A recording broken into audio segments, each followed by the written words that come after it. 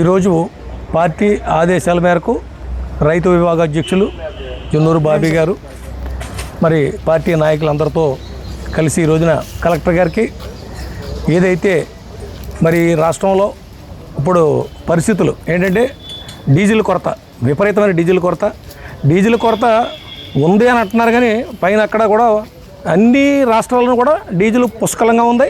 మన రాష్ట్రానికి వచ్చేటప్పటికి డీజిల్ లేదని అంటున్నారు. వీళ్ళ బారులు తిరిగి అమలాపురంలో మొత్తం కిలోమీటర్ల లెక్కన మరి వెహికల్స్ నిలబడిపోవడం, అలాగే ముఖ్యంగా రైతులకు సంబంధించి వరి కోతలు, మిషన్లు కోసే వరి కోతలకి ఆయిల్ లేకపోవడం, అలాగే మన ఆక్వా రైతులకి లేకపోవడం చాలా మరి కష్టతరమైన పరిస్థితి.